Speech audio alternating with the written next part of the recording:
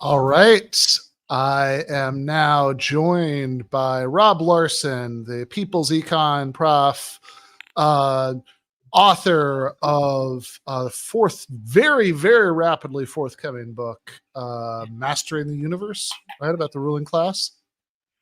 Exactly. Coming out in less than 2 weeks, people. And you can own a handsome copy and have a big laugh at the expense of the ruling class. August 20. Nice. Yeah, it's kind of funny. I was just thinking about our tech billionaire friends because as I was starting the StreamYard, I noticed that we're no longer streaming to Twitter. We're still streaming to YouTube and Facebook because Twitter apparently now demands that you have a premium account to stream to it.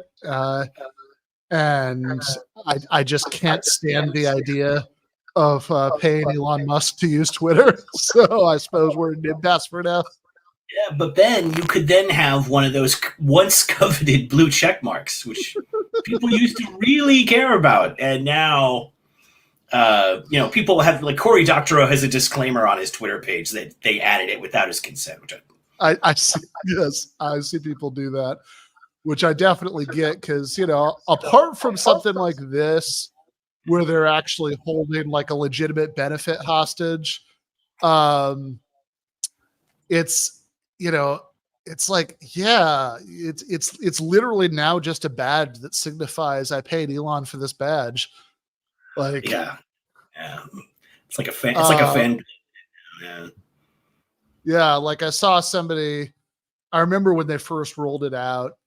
I'd see like people who are Elon Musk fans, which I really don't understand what. Anyway, who like posting these memes like, oh, $5 too much, pay for Twitter, and then they'd have like the price of a cup of coffee at Starbucks or whatever.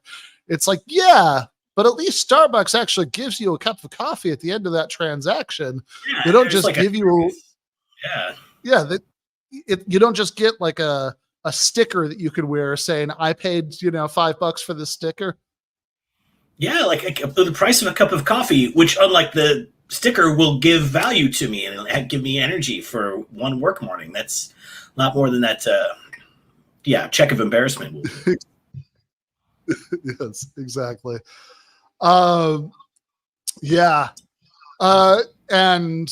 of course, I've also been thinking about our other tech billionaire friend, Peter Thiel, friend of the show, because I just wrote something for Jacobin about J.D. Vance.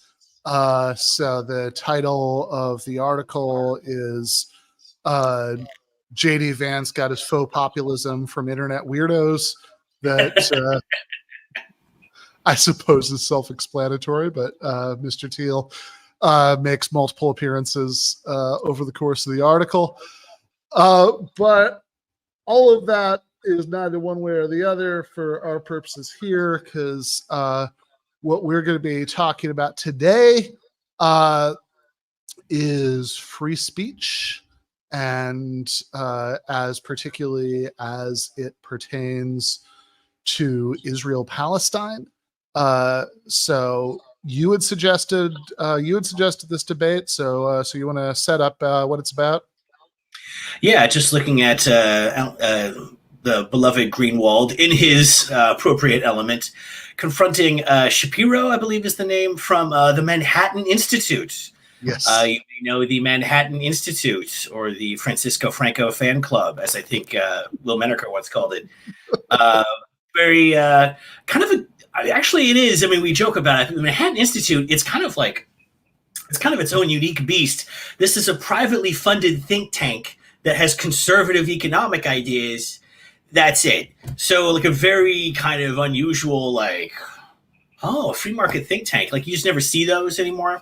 So that's exciting. But of course, obviously these things can't just support, privatizing school lunches. You also need to have a hawkish foreign policy to control foreign markets and get their coltan and so forth. So we get things like this, where you have figures who are like arch hawks, like Shapiro, going up against Greenwald over exactly, speech policing related to Israel-Palestine, a fraught subject for the public, but not for us. Yeah, fair enough. Yeah, I mean, I guess in a way, this is a good point, right? The two subjects are more closely related than I was letting on, because I have a fellowship at the Manhattan Institute is the opposite. If I gave $5 to Elon Musk, it's a bunch of billionaires got together and gave some money to me. Yeah, you see, right? That's interesting. That is true. It's the reciprocal of the relationship. Yeah, exactly. They sensed that I was saying things that they liked, and they coughed up some money. Right. So it's pretty generous of them. They're not famous for being generous otherwise. Yeah, really just did a few things like this. And yeah, it is interesting also because, look, Glenn Greenwald, obviously, as we discussed last time we watched a Greenwald debate, is somebody who, I have a lot of admiration for, some of the lines on his resume, and I think, where and when he's good, he's very good. I think it's not a state secret that over the years, they're the areas where I disagree with him have gotten larger, right? Like that's clearly going to be true. But this debate focuses on areas where I very much agree with him, right? So he's always been very good on war and peace. He's always been very good on free speech. And of course, this is sitting at the intersection between the two. So this is, last week compared to a lot of debates that we watch on here, right? It's like firing line episodes from the 1970s and stuff like that. Yeah, they both have their place. Like that Dershowitz Greenwald one was from like just 2 months ago or something. So we mix them. We mix them. Classic, and you get fresh ones. Exactly, right. So this is a fairly fresh one. It's from like a few months ago. They're of course talking about the campus anti-war encampments, and which it's actually something slightly odd about that. Like I tend to slip into using the same terminology as everybody else, right? But people will say like pro-Palestine or something like that, which is fine, right? It's perfectly accurate, right? But like but it's a little bit like saying that I marched in pro-Iraq protests in 2003, right? Like I like Iraqis just fine, right? But I was protesting against the war, right? That's the which is of course the same thing here, right? It's more descriptive. Yeah. Protesting against Israel's genocidal war in Gaza and U.S. Complicity in it, and campus administrations, complicity in it in many cases through investment, and yeah, I think that similarly, just as we can kind of acknowledge the good and bad in Glenn, right? I also think that this is an area where I've definitely got my criticisms of, free speech, I should say, right? Broadly speaking, is an area where I've definitely got my criticisms of some people on the left who I think are short-sighted about it. But I think what really comes out in this debate is that people who would, have had checks cut to them at places like the Manhattan Institute are very often good on free speech insofar as in most contexts they say the right words in the right order, but then when it turns out that people they don't like are being censored, suddenly the issue becomes more complicated for them. Yes. Well, people feel very unsafe about certain speech. I mean, which I'm now very concerned about. That's true. And I'm sure this won't come up tonight, but another thing we have encountered that you do see in people ensconced in comfortable sinecures, privately funded think tanks, is a hilariously complacent view about how easy it is to get paid to give your stupid opinions. Like, well, if you're fired from your college position or from your Wall Street job because you participated in a Gaza solidarity demonstration, just go out and find a crackpot millionaire to fund your comfortable office and blog like me. Like, is that what everybody does? Yeah, it's look, I mean, that's the social safety net, is finding a crackpot who thinks what you do and rents you an office that allows you to sit around and do a Substack. Yeah, it'd be useful to do a graph sometime to help make this clear, where like the one axis is how likely you are to find a crackpot billionaire who's willing to fund you, and the other axis is how friendly you are to the billionaires keeping their wealth. Because I think you'll find there's a striking correlation between the two. Yeah, it would be worth sweating how to find it, to calculate your probability of hiring to just make that lovely data presentation. That probably would be worth the effort. Fair enough. Well, let's get into this. So they're talking about the crackdowns on the campus anti-war encampments. They're talking about something called the Antisemitism Awareness Act in Congress, which is, always nice to be aware of things. I'm sure that nothing bad comes with that awareness. So with no further ado, let's get into it. Accused of a felony for the expression of your political views that somehow align with the interests of a terrorist group, like, hey, we should leave the Middle East, or saying we should leave Ukraine, and that somehow is deemed pro-Russian speech. I can't think of a graver assault on the right of free speech than criminalizing political activism of that sort. That's nonsense, and you're being disingenuous in leveling those kinds of accusations. There's a difference between giving a speech saying Israel is being illegitimate, they're engaged in genocide, this is all wrong, this is bad, we shouldn't support them, and chanting from the river to the sea, Israel should be gone, kill all the Jews, any Jew you see today, punch them in the face. No one claimed those groups were doing that. I know this is just a little preview, but I really want to say, just as a little critical thinking exercise for the audience, I'd maybe consider whether there might be relevant differences between different entries in that list. Yeah, indeed. Since we're seeing a preview of the debate, let's give a preview of our points. That's very different from something anyone says. Yeah. If you say, from the river to the sea, Palestine will be free. That's the expression. That's the expression that people say. Yeah, that's the one that people actually say. The way he said it was a little bit different.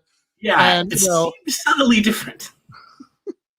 Yeah, replay that a couple times until you can pick up the difference between the actual phrase and what you said. Oh my God. I can't believe this guy couldn't just get a job as an academic. Like, why did he have to go to the private sector academia of think tanks? That's, who knows. Bias.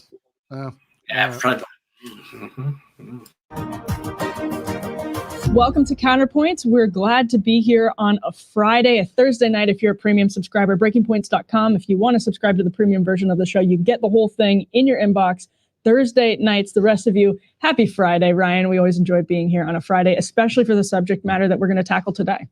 Yes, indeed. And we're going to be joined by two people debating. And first of all, we can talk about the format first. Like, you and I are moderators, but we have opinions too. Yes. And I saw that the audience was a little bit upset that we also were injecting some of our own opinions. You're just going to have to deal with that. You mean you. Yeah. Yes, me. We're moderators, but we have an opinion. So it's okay. It's okay.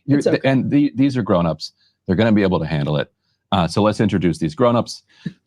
We have Glenn Greenwald, who is a Pulitzer Prize-winning journalist. That's right. And also the host of System Update. And Glenn, where else can people find and subscribe to your stuff? Yeah, we do a lot of written original journalism on Locals, which is the sort of Substack of the Rumble platform, so people can find us there as well. All right. Great. And then Ilya Shapiro, his current title was Senior Fellow and Director of Constitutional Studies at the Manhattan Institute. Ilya and Glenn, thanks so much for joining us.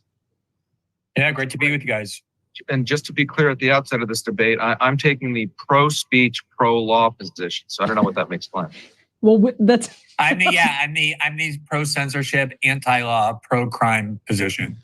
Right. See, we're going to suss all of this out. Yeah, exactly. Because these are some genuinely interesting questions. And to begin, we have a video of some protests that happened at MIT recently, where students are overrunning a fence that was erected to keep them out of an encampment. Let's roll this tape. Justify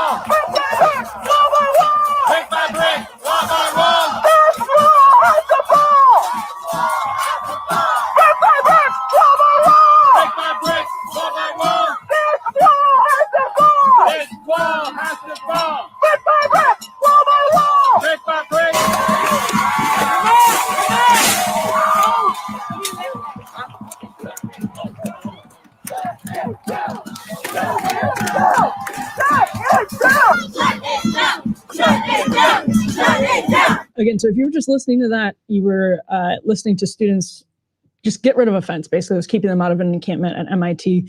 Ilya, I saw this video because I think you retweeted it, and the caption on the retweet was, quote, expel and arrest. And I think this is a good place to start, actually, because it's sort of getting into the question of how universities can tackle the question of free speech when it comes to these protests. And MIT was obviously in the hot seat with this right after October 7th, when the president of MIT, Sally Kornbluth, was in that infamous congressional hearing. So, Ilya, let's start with you. Expel and arrest the students who tore down that fence there. Flesh out that point for us. Sure. I'm basically with Ben Sass, the president of the University of Florida, the Diermeyer, the president of Vanderbilt, who've been putting out op-eds and stating that they are broadly protective of speech, as am I. Fully agree with that. But when you analyze the situation, you have to understand that not everything is speech. That is, if you're taking actions that break the rules, break the law, whether it's vandalism, assault, or anything else, you don't get a pass if you're doing it for an expressive purpose, whether that's political, artistic, or otherwise. Then there's some speech that's simply not protected, death threats or incitement of violence. Pretty high bar, according to Supreme Court jurisprudence.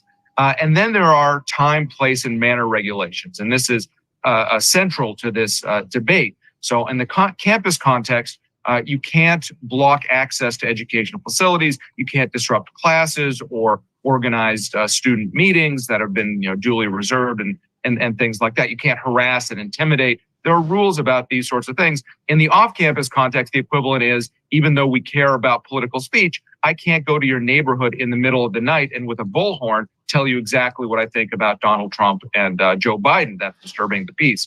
So here, there are clear rules. You get to speak and protest as long as you're not disrupting the event, disrupting classes, otherwise preventing the university from achieving its educational mission. And so these are clear lawbreakers, rule breakers, and actions have consequences. Glenn, I don't think anybody believes that there should be no laws. But what's your response to the claim that these particular protesters ought to be expelled or arrested, or in general that the protesters need to be thoroughly cracked down on because they broke some laws? I think the only way to determine the authenticity of somebody's beliefs about free speech, defense of free speech, their interpretation of free speech, the only way is whether they apply standards consistently to the views that they most hate and the views that they most like. Now, Ilya is a fanatical supporter of Israel, and the protesters the crackdown on whom he's defending are expressing a view and defending a cause that he vehemently dislikes. What I think is so important to point out is there's a historical context here. It's not as though the crackdown on student groups began only with these encampments. Immediately after October 7th, we began seeing all sorts of attempts to stifle political speech, the most extreme of which was when Ron DeSantis ordered pro-Palestinian groups to be shut down on all University of Florida campuses, a move that the only real nonpartisan free speech organization in the country, fire.org, said was not only a grave assault on the First Amendment free speech rights of pro-Palestinian students, but was such an obvious and glaring violation of the First Amendment that they wrote a letter to university administrators urging them to ignore the order by Governor DeSantis.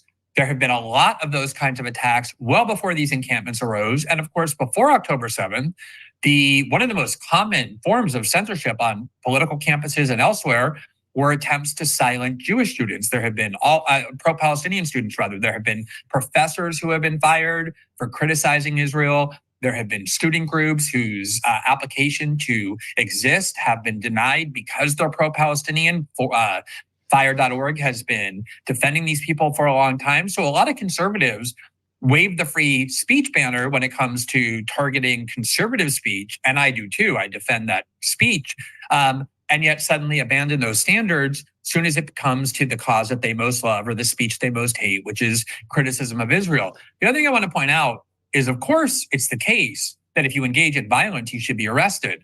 The problem is a lot of the violence, I would even say most, recently has come from pro-Palestinian, pro-Israel counter-protesters. They showed up at a camp at the UCLA and began violently hurling objects and using tear gas and injured a bunch of pro-Palestinian protesters at the camp. There's a study that was just released by a group that follows public crises and safety crises that said that 99% of the protests that have been taking place on campus have been peaceful, and the 1% that wasn't was things like the UCLA one. And, there are a lot of protests that use civil disobedience. One of the protest movements that conservatives most revere and most champion and heralded and defended was the truckers' protest in Canada, which was designed to protest the Trudeau government's mandates for COVID vaccines as a way to keep your job. And yet they used civil disobedience. They blocked streets. They prevented cars from passing all the time in Toronto. And yet the crackdown on those protests was deemed tyrannical by conservatives because in that case, they agreed with the cause. So I think the context here is important. Of course, if protesters attack Jewish students, which has not been happening, using violence, and even if the ones who are blocking ingress and egress, which I am not comfortable with, to say, okay, you cannot do that, I'm fine with that as well. But there has been a overall very potent movement to suppress and censor criticism of Israel or pro-Palestinian speech for a long time. And a great part of what's happening now is a byproduct of that vision. So, Ilya, you've been an outspoken critic of a lot of the crackdowns on speech on campuses towards the right in recent years that Glenn was alluding to there. Why are you not a hypocrite in this case? Basically, how do you respond to the allegation that you're a hypocrite for wanting a crackdown in these cases with the pro-Palestine student protesters? Well, Glenn and I are in full agreement that FIRE is one of the greatest organizations in America. I'm a big fan, the Foundation for Individual Rights and Expression. I spoke at their big national gala last year. I agree with them 99% of the time. I don't think I agree with myself 100% of the time, but FIRE does fantastic work. And I defend speech and expression, but the rubber hits the road of what happens when you're indeed violating the rules. And Glenn is getting at that when he's starts talking about civil disobedience. If indeed the anti-Israel, pro-Hamas protesters are engaged in civil disobedience, then what is that? That's the willingness to suffer consequences, to go to jail, to be expelled or disciplined, to highlight, to showcase the injustice or illegitimacy of the law or policy that they're protesting. Think about Mahatma Gandhi or Martin Luther King, the prototypical examples of civil disobedience.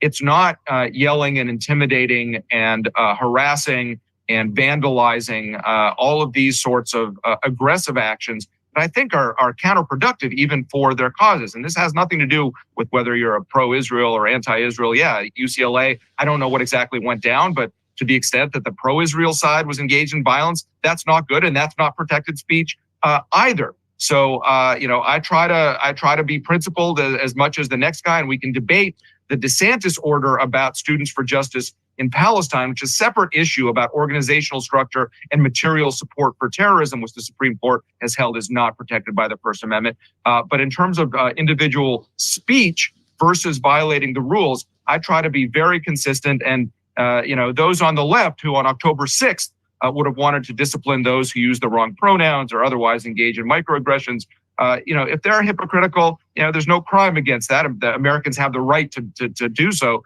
But again, we have to be clear about what we're dealing with these protests, these encampments. If you're violating neutral rules, that's a different situation than engaging in free speech. And again, those university officials, whatever their underlying personal politics or viewpoints that have done well in these situations, have made clear that these are the rules. We protect free speech and we enforce our rules against disruption or violence or blocking access or otherwise preventing the educational institution from going about its duties. Can I just? All right. Good time as any to pause. Initial thoughts? Yeah, really strong, of course, from Greenwald there. A lot of the same kind of arguments we would make. Shapiro says, free speech, great, unless you violate not just any laws, but any rules. You're a lawbreaker and a rule breaker. Wow, can't have any rule breakers, especially those rowdy students over at Chug-a-Lug House. I'm expelling them. Like, this is, I would just say, like, remember, these are campuses of public institutions. I mean, mostly we're looking at public universities here. Public areas on public institutions that are nominally devoted to the free exchange of ideas, bar none. So I feel like that's going to be something that, I mean, even the hosts are already kind of hammering him in on that. Like, the question was, why are you not a hypocrite? Like, not where you want to start your debate there, but I mean, you know, this is the kind of thing you walk into when you actually don't have standards on this. But of course, there's a lot more there to get into. But I do enjoy, yes, the anti-Israel, pro-Hamas demonstrators, which is very accurate.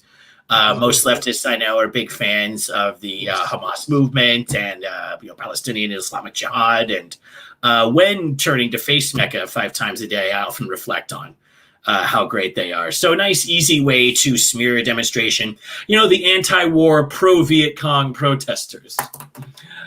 I am a wise intellectual.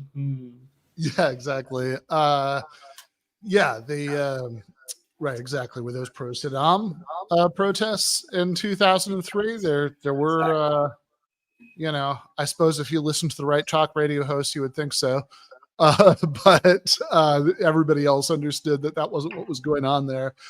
And yeah, I mean, actually it's a good one-to-one analogy too with Vietnam, because, like, yeah, sure. I mean, you have some new left groups who, like, in their sort of effort to be edgy would wave Viet Cong flags or whatever, but it's like clearly most people who are probably marching in anti-war protests were doing it not because of their deep identification with Ho Chi Minh thought, but because they thought the war was really bad and it should stop.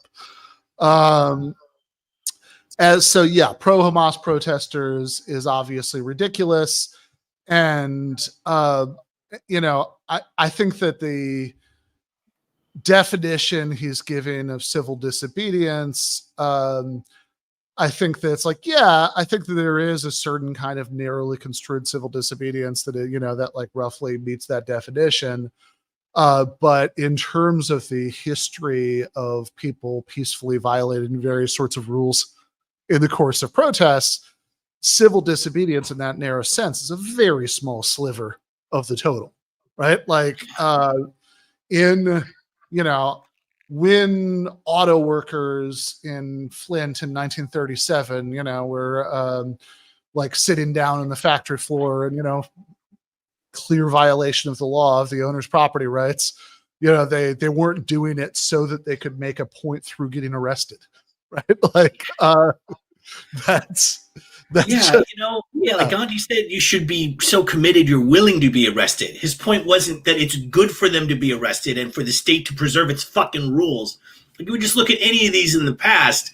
Martin Luther King, yes, the practice civil disobedience shows the commitment to shows our commitment that we're not going to go away.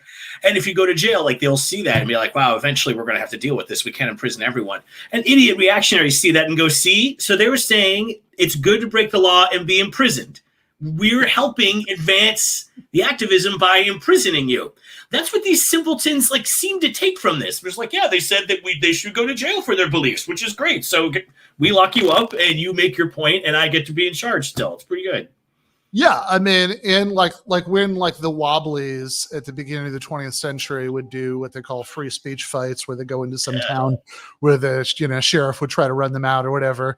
They would, like, as a strategy, they would try to have so many people doing it that it would overwhelm the jail, and they would have to let everybody out, right? I mean, which is, as you suggest, I think, was a strategy that in certain places was resurrected during the civil rights movement.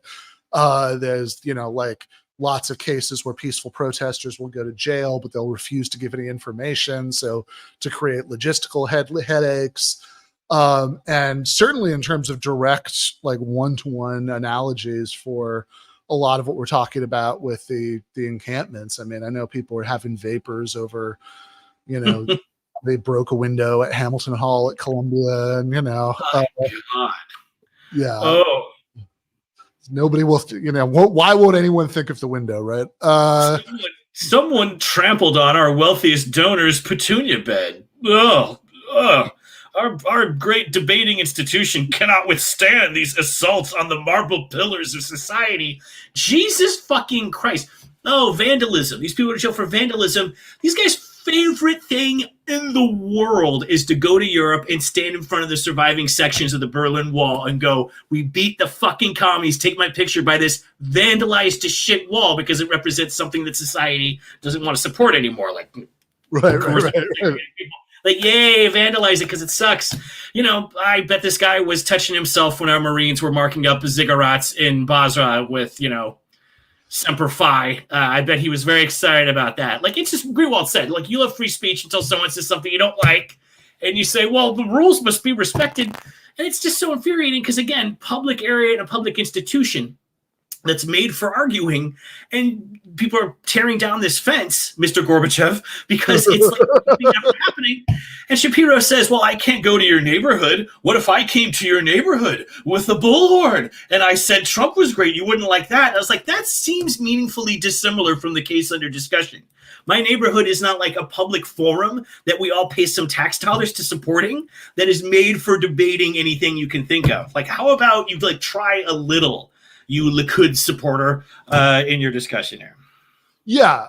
And, you know, and to that point that you were just mentioning from Glenn, that, you know, the question is always about, it's like, okay, well, are you applying higher or lower standards to what needs to be cracked down on for speech that you like and speech that you don't like? And again, even like, obviously, I don't particularly love the Canadian trucker protest ideologically, but, you know, I thought that like some of what went on with like people's bank accounts being frozen and stuff was way too far. Yeah, clearly like over the top. Yeah, because we actually have principled positions. So we can say like, well, they were idiots, but they that disrespecting of their rights should not have occurred. When you have principles, you can say these things. Yeah, so exactly. Right. And you could play the Ilya Shapiro game there. It's like, well, wait a second. They knew they were breaking the rules, right? If they were doing that in a reasonable way, they should expect consequences. How are they turning around and complaining about the consequences? It's like, well, look, you can think that, like, even like this is a completely like, even when you've established somebody's doing something they're not allowed to do, the question of like what consequences are appropriate is a completely separate question. And, you know, there's a range of things that you could do. For example, as a campus administrator, you can, you can have super harsh, immediate, consequences. You could have relatively gentle consequences. You can negotiate. All of these things are possible. And if you're looking at it as a free speech issue, the first question should be, well, is this being treated the same as other people who break the rules for other causes, right? Mm-hmm. And like in the case of, Colombia, just I keep going back to that just because that's, the reason, the example that got the most attention. So that's that same building that was being occupied by the pro-Palestinian protesters. This year, we have two previous cases at least. I think there are probably some others, but I think these are like the two most famous previous cases of this happening. 1968, famously, when it was occupied, by the way, partially to protest consequences for previous student protesters who'd broken rules. When it was occupied by anti-war protesters in 1968. The administration gave them, gave it a week to see if the situation could resolve itself before they called in the NYPD. And then it was occupied by anti-apartheid protesters in the 80s, and they voluntarily ended it after 3 weeks with nobody, getting arrested. It just seems generally reasonable to think that you could have that. Yeah, I think it's one thing to say, sure, somebody's breaking the rules, but if you're saying, okay, well, is this ideologically neutral enforcement of the rules, right? Are you being harsher or less harsh than you would be in any other situation is a very, very relevant question. And last point about this, so they both praised FIRE, which I'm a bit more lukewarm about. I think that the organization does do good work in many contexts, and they really have defended some people around this stuff in ways that I'm glad they did. I do think that because of the ideological coloration of some of the people on their board or whatever, some of their officials, I don't love everything they said, about some of this stuff. That's a larger discussion maybe. But I think that, I think in some cases I think they were like a little bit too precious about something that also came up in this discussion so far, which is this issue about ingress and egress and all that stuff. And I would just say, like, I don't know, man, I've spent, both of us have spent way too much time on campuses, right? I mean, like, I think I've been on a college campus or something every semester with, like, I don't know, a handful of exceptions because I was teaching online or whatever since 1998. Right? Like, that's something like that. I've spent a long time, a lot of time on college campuses. And one thing I will note is that it is extremely fucking common on college campuses for an event to happen. You have to walk around if you're not part of the event. Oh yeah, that is common. These are common things that occur, and like it is again, like in that blocking ingress and egress. I mean, that's like coercive behavior. It gets into the ethics and rule breaking of all these demonstrations that we're talking about. But I would just add, like, usually that shit happens like after the university does some first move where they break up a demonstration or remove the certification of a pro-Palestine student group or something.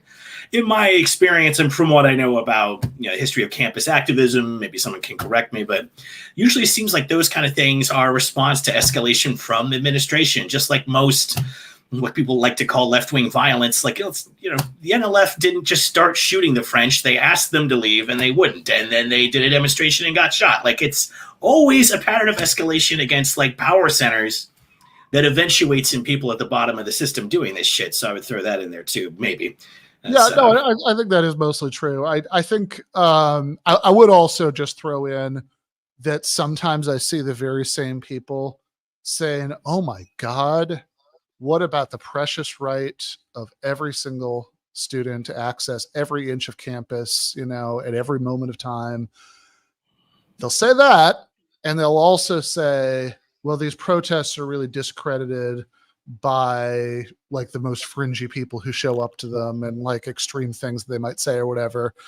And I would just submit that you do have to pick between one of these talking points, because if you're going to say, oh, in order to not discredit them with, people who, somebody who shows up and actually does have a sign saying we love Hamas or whatever. It's like, okay, well, if you think that discredits it, presumably that's because you think that the rest of the protesters should get together and coercively exclude them. Yeah, why didn't they eject him like a virus from their demonstration? Like, that should have occurred. Why did they form their own little informal police state and vote to throw him out by his head? That's pretty rich. Yeah, suddenly people who are like, well, free college, that's terrible. I mean, you should have skin in the game. You should have to pay to go to college. Oh, this student couldn't access one corner of one public area because there was an anti-apartheid demonstration. What about their right to be on campus at every moment at any place they choose? Like, suddenly everyone has an entitlement to these spaces that minutes before you were saying should cost $80,000 a year.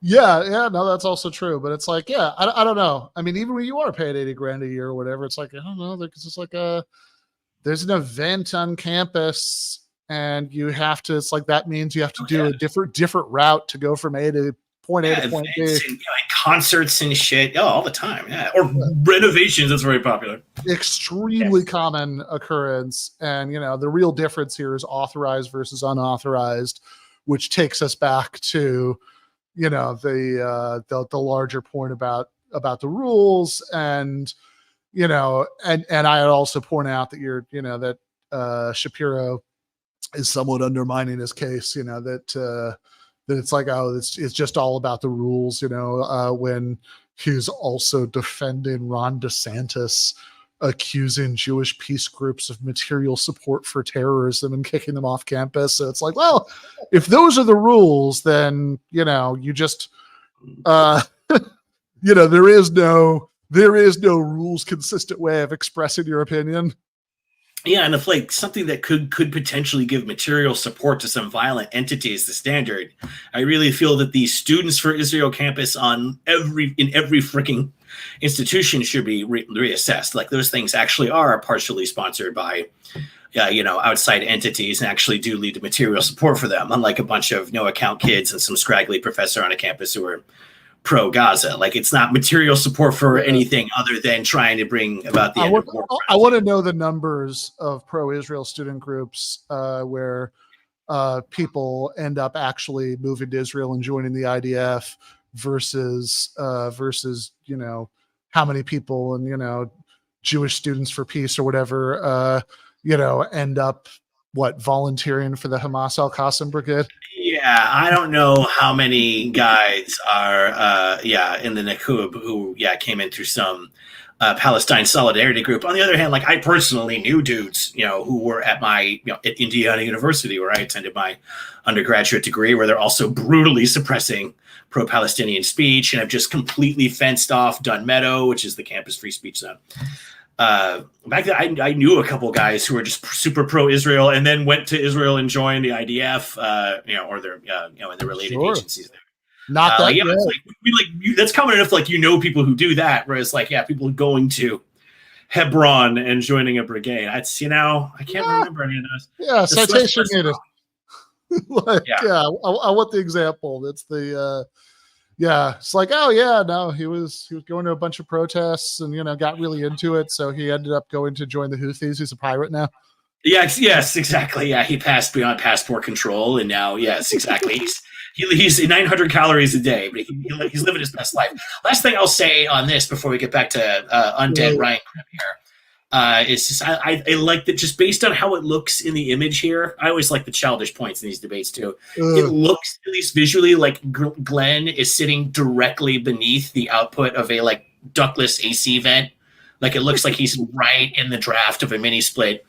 I just want to say, great way to do a debate. Like even if you're doing good, it's like an intense. We always try to do little bits like this. It's it's an intense thing, it's, you'll get flush. It's even when it's going good, your heart rate can get up. So a great way to do it is to have an air conditioner just dumping cold air directly onto your head. I think that's Glenn's voice of experience there. And he's probably got a fan blowing up his pant leg too, Fair enough. Just ask Ilya a question quickly, if you guys don't mind. Yeah. So, go for it. I mean, certainly what you said described as civil disobedience is true, yet we have a long tradition of distinguishing between grave acts of lawbreaking that involve violence against people and, say, students taking over a student building for a couple of days non-violently, which, though technically is a violation of campus rules, we do not treat as the sort of crime that merits 1,000 police officers being sent in. But if you don't recognize that kind of a distinction, and I am interested in hearing your views of all the other censorship examples I mentioned against pro-Palestinian protesters. But let me ask you your views on the Canadian protest, which, again, became a huge cause célèbre among conservatives, among people on the right, who accused the Trudeau government of being tyrannical, of being repressive and authoritarian because they ended with force those protests. But those trucker protests, which I was defending, were actually engaged in illegal behavior. They were blocking the ability of motorists to drive to work or drive back home. That was the whole point of the truckers' protest, was they occupied roads and didn't let anyone pass. Did you support the Trudeau government's crackdown on them on the grounds that, well, technically they're violating the law by blocking traffic and therefore they should go to prison? Now, even though I'm Canadian, I sort of go both ways on the 49th parallel. I'm a dual citizen. I'm not fully up to speed on Canadian laws in that circumstance. My understanding is Trudeau was criticized not for enforcing simple rules against blocking public highways, but for invoking an emergency act and just taking ultra vires beyond power actions by the executive, by the prime minister, whether violating federalism, whether violating separation of powers, or otherwise. And that was where the legal concern happened. But certainly, to the extent that the truckers were, blocking people's route to work during rush hour or what have you, then those neutral rules should have been enforced against them. And even though I did agree with the justice of their overall cause, but the Trudeau thing was not about regular cops in action. It was about the prime minister cracking down, freezing bank accounts against banking law, using emergency laws improperly, that sort of thing. Ilya, I feel like you might be caught in a little bit of a contradiction here. So I want to see if I'm right about that. If you can sort it out. It seems like you're saying that the severity of the crackdown is what matters. That you would have supported some type of civil fines or some type of, and civil in the word of like just gentle crackdown by Trudeau on the truckers. Or police arrests of the truckers because they did violate a neutral law, but it was when he took it to the next level and made it this emergency response that you condemn it. How does that square with, say, the NYPD sending in this like medieval siege weaponry and like 1,000 guys to like storm their way into the library? And compare that to, say, the bastion of libertarian intellectualism in this country, the University of Chicago, which put out a statement saying, look, there's an encampment on our campus right now. Many of the people there hold odious views that we find noxious. They are technically in violation of our campus rules and regulations. However, because of our interest in free expression here at the University of Chicago, as long as there's no danger to public safety, we're going to allow this encampment to continue in the furtherance of free expression. So why was University of Chicago wrong there? And am I right that you're okay with a gentle crackdown on the truckers, but a brutal crackdown on the Columbia protesters? And why the distinction there? No, that's putting a lot of words in my mouth, a lot of adjectives. I try not to use adjectives. It's weak writing, really. But Ryan Love. I just got to point out, weak is an adjective. Yeah, why would you describe something? That's a strange. I try to leave out adjectives. Yeah, that's how you have neutrality. Is you don't use descriptive word. That's like really dumb. It's like you're a kid, like, oh, I don't date tall girls, so I don't need to use prophylactic. Like, what the fuck? I don't even understand. Yeah, I mean, describe anything ever, so I'm neutral. Yeah, when he said I don't like to use adjectives, I was just thinking, it's like, all right, let's see how many seconds it takes him to use an adjective. It was very few. You caught that very quickly. Like, it's like conservatives who are trying to say, I don't like people saying like which gender pronouns they like to be referred to as, and they end up just being like, oh, I hate pronouns, or my pronouns are kiss, my, and ass. And it's like, guys, I don't know. I mean, maybe it's just the pedant in me, but like, I'm concerned that you don't know what a pronoun is as part of speech. Yeah, it's like a basic category, a basic speech category. Like you use them all the time. You can't avoid using it. Yeah, try saying a few sentences without a pronoun. It gets real hard, real fast. Yeah, and you just said few, which is an adjective. So it shows that we all need, we all have room to improve as writers. Exactly. We could all do better. And, That's right. I think that's what Shapiro is showing us, even though better is an adjective. Yeah. Yeah. Ideally, you should just scream whatever word is most relevant to what you're thinking about and leave it at that. Yeah, I have the idea extremist is something we'll hear from him at least one time tonight. I bet. Yeah, Shuckle, we hear that one. Yeah. These are apples and oranges, the trucker situation and what's going on campus. Different countries, different laws in play, different issues. Look, there's a difference between a capital crime and the death penalty and, a misdemeanor, jaywalking. And there are gradations in between. Obviously, different crimes deserve different punishments. Or in the campus context, certain things, get you a reprimand from a dean or simply a cautionary, conversation. And certain things give you expelled and everything in between.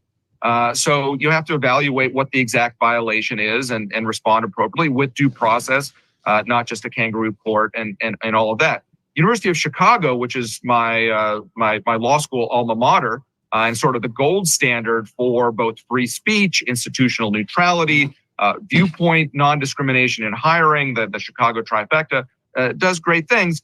It let the encampment continue for a few days and then ultimately cleared it out as well. I think that happened yesterday or the day before.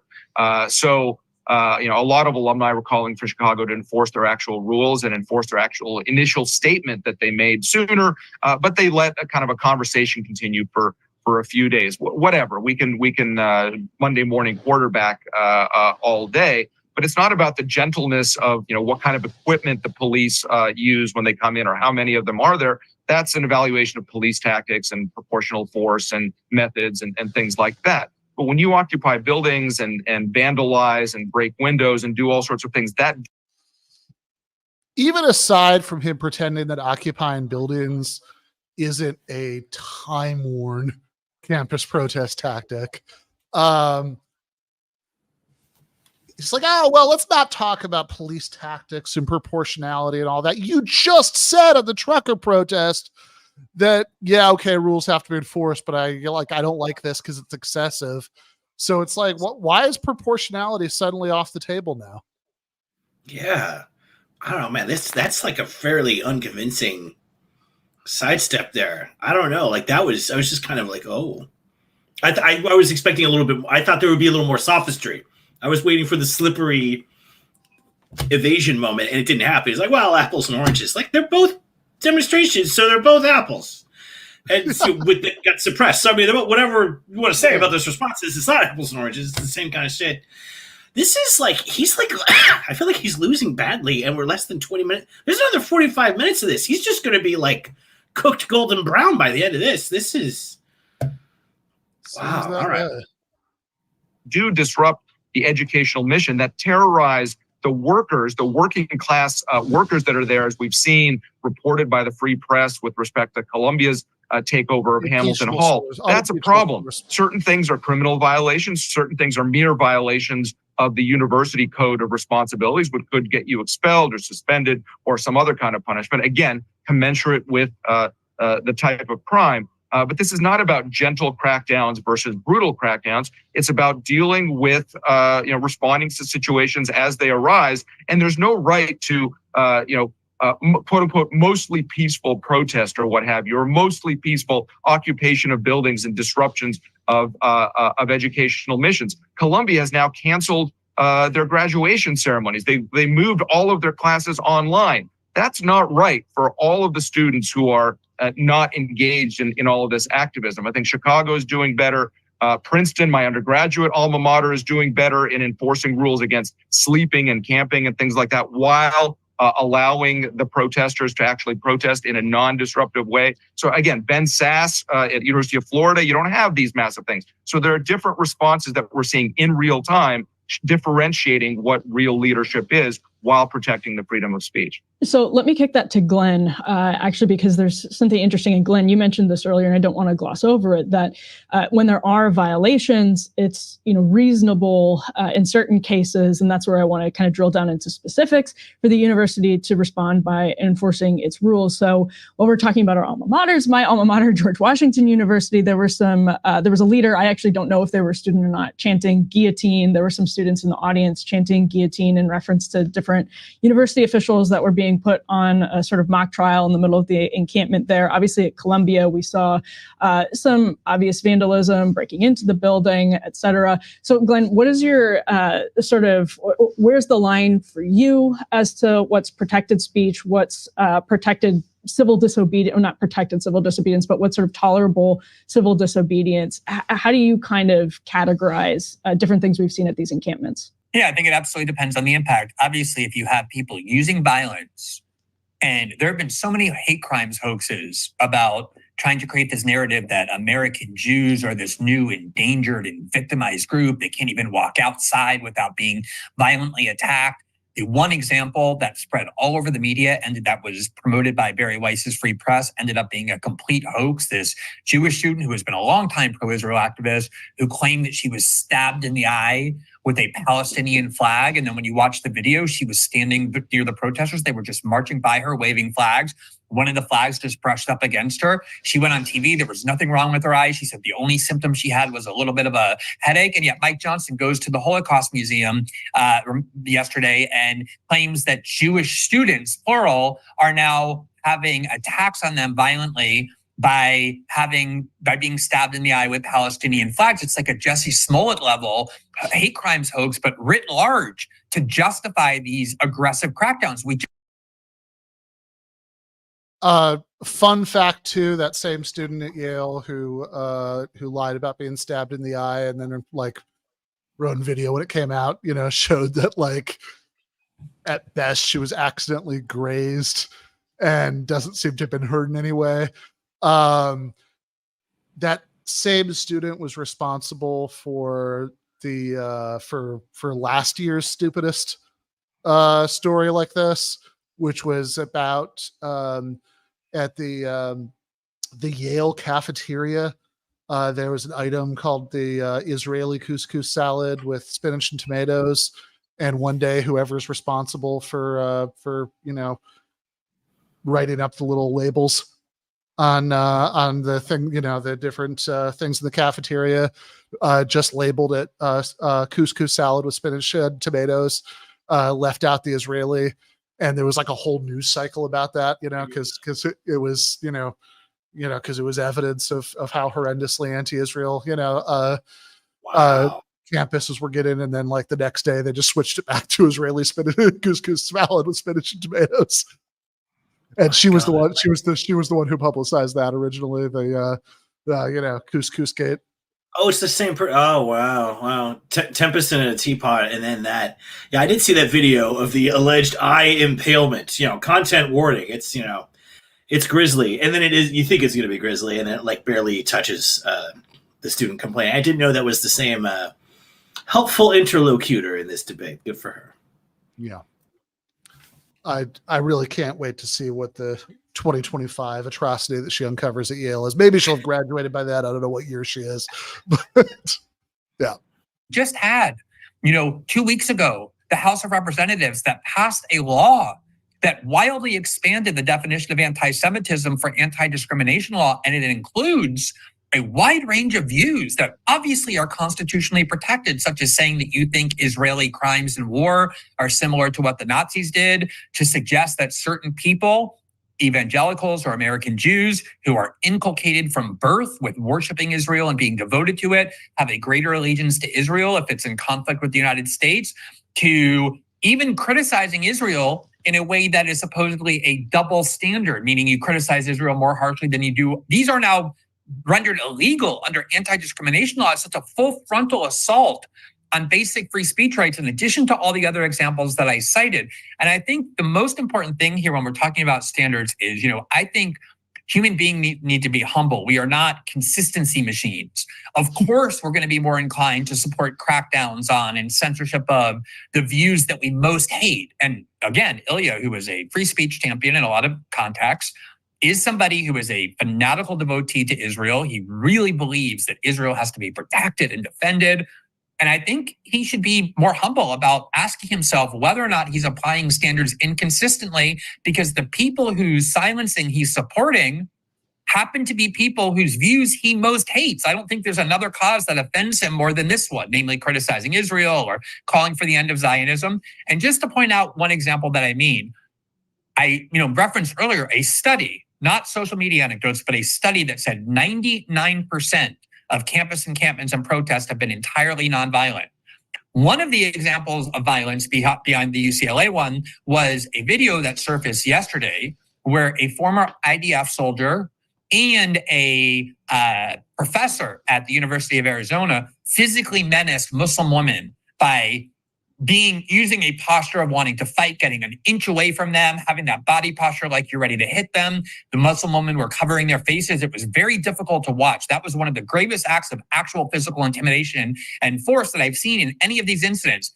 Ilya went onto Twitter and said the following, quote, "A postdoctoral researcher at Arizona State lost his temper after being provoked at a pro-Israel rally over the weekend. So blaming these Muslim women who were physically threatened and menaced, he said it wasn't a good look, but hardly a capital offense, with some similarities to my poorly phrased tweet. And then it went on to defend the idea that this professor, Jonathan Udelman, who was really the one who used physical menacing, should not even lose his job.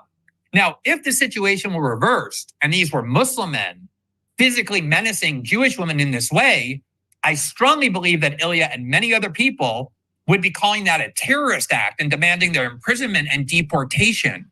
And so I think it is, I don't think it's a matter of corruption. I just think there are a lot of people who are indoctrinated from birth and bombarded with propaganda. I know this because I was one of them. I grew up in American Jewish culture, who are taught to defend and have loyalty to an affection for Israel above almost any other cause. And the idea that someone's going to be so certain that the reason they generally support free speech, and yet in this case aren't bothered by that congressional law, aren't bothered by DeSantis' shutting down pro-Palestinian groups on the really noxious theory that now material support of terrorism doesn't mean raising funds for terrorist groups or arming them, but it just means speech that supposedly advances their anti-Israel cause, a grave violation of the First Amendment. The reason why there's this obvious shifting of standards, even of sentiments, is because the people on the right largely revere Israel and have as one of their central causes defending Israel from criticism. And that's why they're so offended by this protest movement. Yeah, Ilya, take that question and just to give some like data to what or an anecdote to what Glenn is talking about here. You tweeted recently, universities are now well aware of SJP's material support for terrorism added to the lawsuits, strengthening Title VI claims and adding others.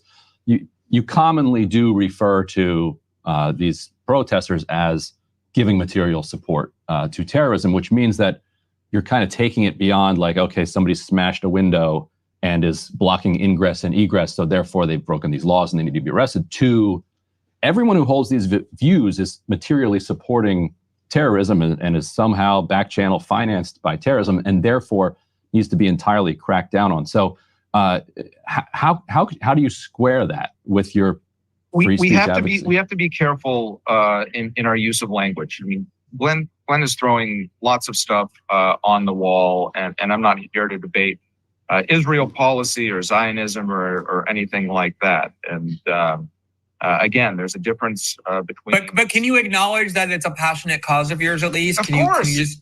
As is anti-communism, as is the First Amendment, as is a proper interpretation of the Interstate Commerce Clause and the importance and goodness of the U.S. Constitution. All righty. What's our gut check about whether Ilya cares as much about a proper interpretation of the Interstate Commerce Clause as he does about Israel? I'm sure he really does. I mean, that's how you keep a lot of those communistic laws at bay. But I think we all know that, like, we've talked to some passionate libertarians, but like a nationalist, like the burning intensity that nationalists feel in their heart, I don't know if anything can, I don't think anything can touch that. Yeah, I mean, I don't know. I guess I'm politely skeptical. Like, I understand that he thinks it's a useful way to, prevent federal regulation of business interests. I'm just going to connect some dots here. The guy works for the Manhattan Institute. Like, that seems overwhelmingly likely to be his interest in the Interstate Commerce Clause. Please correct me if there are any Ilya heads out there who can tell me that I'm wrong about that. But like, so I'm sure he has a take, but his support for a nationalist cause, even as that cause is literally leading to millions of people being dispossessed from their homes, more children dying in the last 10 months than in all the war zones in the world in the previous 4 years, etc.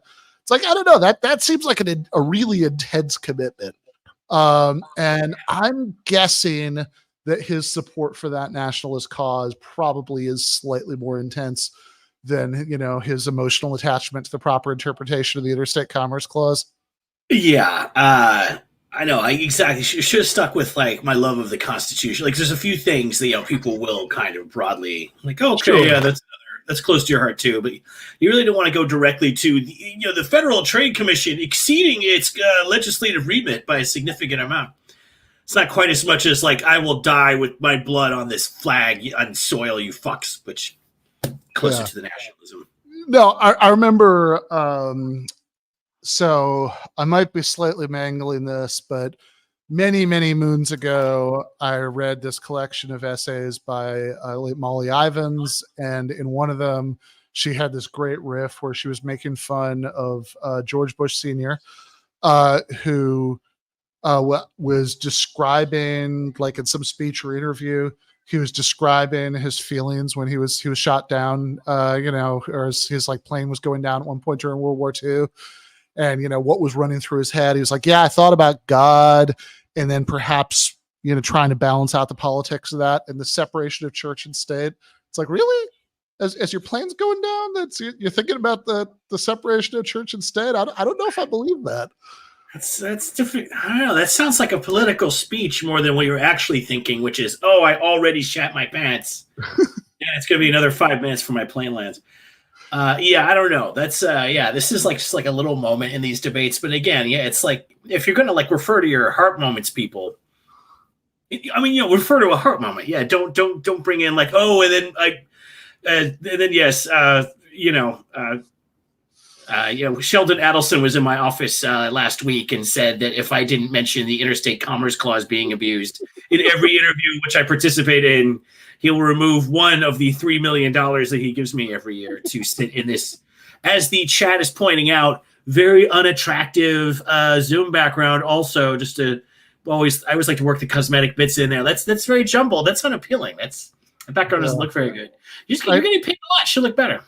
And I know some Peden is going to point out that Sheldon Adelson died a couple of years ago, but if anybody was going to come back from the grave, a la Marley, at the beginning of the Scrooge story, specifically for the purpose of threatening think tank fellows that their funding was going to get cut off, come on, it'd be Sheldon Adelson. I really feel he would find a way, even if like it was just his poltergeist and he still had to ride the mobility scooter that he used later in life. I think he would still, that's all would happen. But again, that's because of that Zionist passion. Equally, that Zionist passion keeping you going from out in the grave. Similarly, I object strongly to changes in the tax code with its unfavorable changes to the carried interest deduction. That'll also be my dying thought. Will be God bless the land of Israel and that specific tax code area also. Exactly. And originalist interpretations of it. I'm a public intellectual, quote unquote, who advocates for lots of things, and I'm passionate about lots of things. But this is not about the merits of Israel's cause or the demerits of those who oppose it. I've spoken out a lot about DEI, which of course, I think should be ended rather than mended because it foments so much of this illiberalism, including the anti-Semitism that we've seen grow up on campus. But going back to the questions here, this is not about a crackdown on thee, but not on me, or what have you. If there were massive encampments and demonstrations that were blocking access and violating people's educational opportunities in violation of Title VI from the pro-Israeli side or some other side that I support, I would be against that as well. I criticized, you mentioned the Arizona State professor Udelman. That was a bad judgment. Again, he should be reprimanded. He should be criticized. I don't think he should lose his job over it. That's a question of gradation. Again, what's a capital offense versus jaywalking and all the rest of it? Students shouldn't be taken out and shot for engaging in this kind of behavior. This is all gaslighting that conflates everything together. But to put the conversation back to Title VI, so there's a difference between individual rights, whether students, faculty, or non-campus community members, and organizational recognition and taxpayer support on public universities. Students for Justice in Palestine, the national organization, has been functioning as the PR agency for Hamas and other terrorist organizations as recognized by the State Department.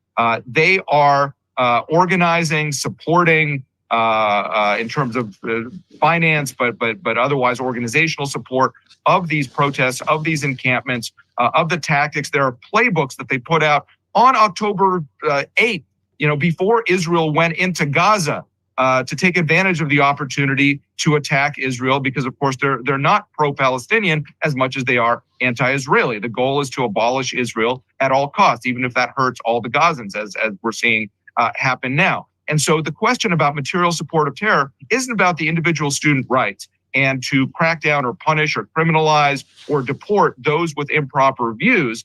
It's to disestablish the organizations that are part of this greater superstructure, which, again, as the Supreme Court has said, is not protected by the First Amendment. Material support of terrorism includes acting as Hamas's PR agency. And so throwing off SJP chapters off campus is a different question than the rights of students. Well, Ilya, can I just interject there? I'm sorry, really quickly. One of the student groups that has been closed on many campuses is Jewish Voices for Peace, which is a group of Jewish students, a large group, who are opposed to what they regard as Israeli abuse of human rights of Palestinians, the denial of statehood. They view the Israeli attack on Gaza as being war crimes. Do you view Jewish Voices for Peace as not just being a PR agency for Hamas, but also now engaged in material support for terrorism? And can material support for terrorism, a felony that I believe is a capital offense, or at least provides for 50 years in jail time and like very harsh prison conditions, that's something that can be committed solely through expressing your views? You don't have to fundraise for terrorists. You don't have to provide arms to them.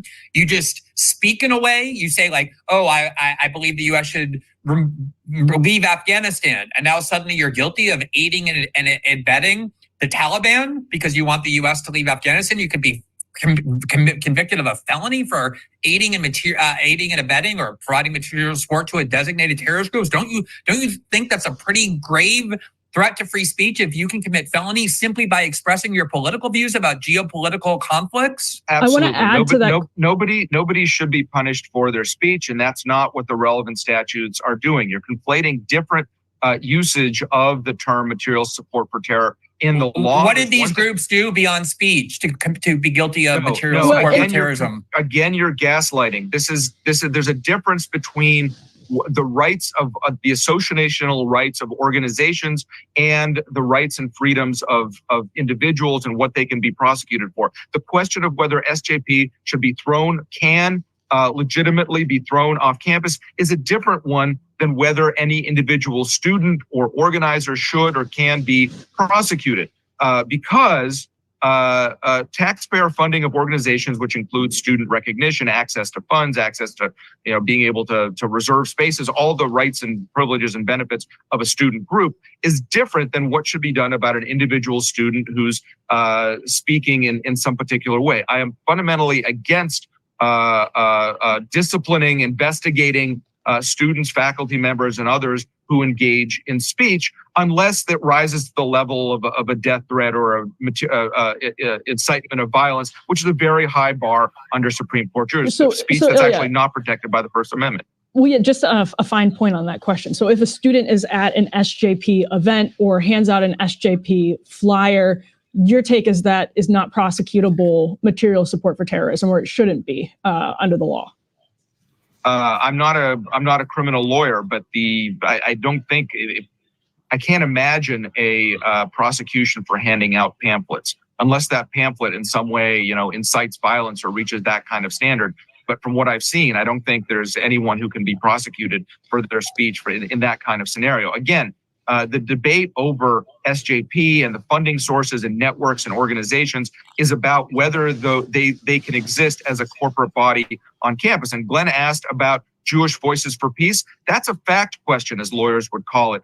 This is why Attorney General of Virginia, Jason Miyares, among others, are investigating the various contacts between these organizations. And that doesn't bother you? That Jewish Voices for Peace are being criminally investigated by right-wing attorney generals who loved Israel and now are being criminally investigated for their activism? That doesn't bother you? Jewish Voices for Peace seems to me like the Holy Roman Empire, and that it's neither holy nor Roman nor an empire. JVP is neither Jewish, nor voices, nor for peace. Who cares what you think of their opinions? They have every right to engage in political activism. They're American students. I was making They're a rhetorical point. I'm not saying they should be prosecuted for their speech. I'm saying if investigations reveal that they're part of a terrorist financing network and organizational structure, then they should be thrown off campus as a corporate body. This is not about the rights of students or what they're saying or whether they should be prosecuted for that. And stop conflating.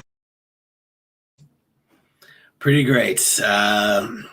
Pretty convincing distinction there. I mean, Greenwald goes in with the, really wise approach there. Like, don't make it more complicated. You admit you're super, super pro this government, and you're also super pro critics of that government getting thrown off campus and being denied their degrees and stuff. Like, just the simplest conceivable approach. I mean, you admit you love this government, you admit you hate its critics and want their free speech rights to not be honored. And he has to go all the way to, well, students have rights. Their groups that's intruders. If we ban your group, you can still support SFWP, but you can't. So for example, if I don't know, pick some ultra liberal university, there's the Evergreen College or whatever, right? Like it's like if they announce tomorrow that, of course, because they respect students' free speech rights, nobody's going to be expelled just for being a Republican, but the young Republicans as a corporate body are going to be outlawed on their campus. No free speech issue there, nothing to see there in terms of free speech. Yeah, isn't that super convincing? Just a great, when you've got just such a slow-walked headshot as Greenwald had there, you have to go like, well, that's the State Department says that they're Hamas's PR group. What an assessment for you, a guy who hates them, to be making. That's why Greenwald comes back with the who cares if you like Jewish, Jewish students for Palestine.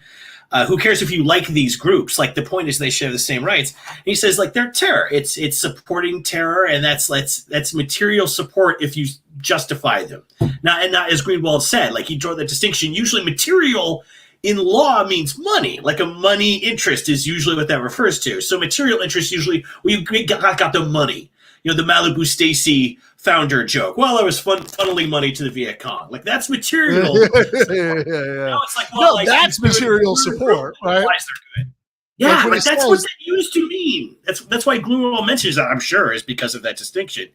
But and then Greenwald just comes back. So just for the speech, you admit just for the speech, and this guy's making the strong response that's, no, individuals have speech. Of course, yes, we can ban your group. Yeah, that's great. Exactly. I'm going to ban. Yes, it's the Jews are fine, but I'm banning the student Jewish group. That's that's fine. Yeah. Students, of course, have a right to practice Judaism, but Hillel is a corporate body. We're going to throw them off. What? Yeah, they get the student group. They get $100 a year. That's the money from the public. That's offensive. Yeah. I mean, this is the equivalent. Like, it's the distinction between the Malibu Stacy founder funneling money to the Viet Cong and saying, well, SDS is essentially the PR agency for the Viet Cong, right? Like, sorry, like, that's so unconvincing. And what a surprise. It's really unconvincing. Like, Greenwald's just got this guy's number, and the moderators aren't sympathetic to, like, they're just cooking. I mean, we're halfway through, and I would say it's about time to flip him over so that he cooks evenly. That's what I would say here. And I'm also disappointed in him as well, because once again, this portion of the debate too, rampant describing. I thought we were going non-adjectival, and here everything is extremist and terroristic, and a student group that's describing the group. That's bad writing, dude. It's I was horrified. And student group, student is being used as an adjective right there. Somebody should go through the transcript and count, the adjectives coming from Ilya. But it's really amazing, because, like, when he explains what he means by, like, he said a few things about funding and stuff, but it's like overall, which sounds like the opposite, by the way. That sounds like material support from, right? Not material support to, but like, and also, if there was some evidence for that, I would think that this would be, why is it just Ron DeSantis fucking around with, like, orders to universities? Like, this sounds like a job for the FBI if you have serious evidence for that.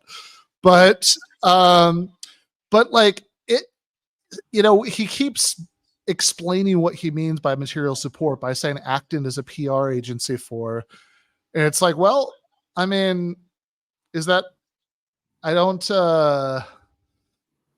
does that just mean engaging in speech that strikes me as too sympathetic to? Right? Yeah. Like, yeah, that's a good point. Like, isn't that what kind of distinction is that? You work for a think tank. You are a PR agency for wealthy douches and fascists. That's you are that, but that is you. Yeah, no, you actually do that.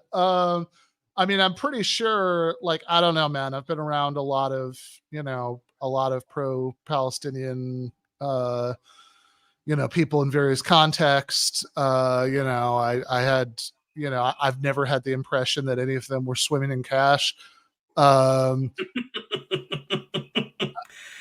I mean, I spoke at the encampment at Princeton, yes. and I'm pretty sure the podium I was speaking on was literally a pile of boxes, right? So, like, I don't know if they're getting all this money from Iran or whatever. I don't know how it's being spent. Yeah, I don't know. These guys, I know these are pretty down in the mouth looking little student groups here. I don't know what kind of fat stacks they're piling up behind this. All this alleged material support that's alleged to be ebbing and flowing. I mean, the only person I'm seeing here who's making a giant living off representing scumbags is the guy on the left. I don't know. Yeah, I mean, like, okay, if we had, if, like a university were to like institutionally divest from Israel in a way that I would want, I wouldn't say therefore student groups with pro-Israel views should be kicked off, because what they're doing is essentially material support for Israel, because they are in effect acting as the PR agency for Netanyahu or whatever. Like, because that I just, what the fuck does that mean? That's not just a way of saying that some speech isn't allowed because I don't like it. Yeah, it sounds like I don't like these people, and we can't prove that they are paid by a terrorism designated entity overseas. So I'll just say it. If you can't prove something, you could just say it. You could just like say it with nice, cheap words. No, they actually teach you that at your first week orientation at the Manhattan Institute. Yeah. Manhattan Institute. How dare you people even use that? It turns out you can just say shit. Usually people don't check. You could just if it's hard to prove things, but saying them is like very easy. Yeah. Oh my God. So yeah, I think really Shapiro has figured out something that Greenwald hasn't thought of, which is just working so hard. I see if you're trying to prove things, I'd say you're working hard, but you're not working smart.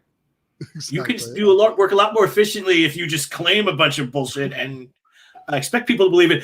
One downside with that plan, sometimes you're in a debate and the moderators won't let you get away with that. That is the one flaw of just saying something, is sometimes there'll be a group of people who know you're wrong in one place.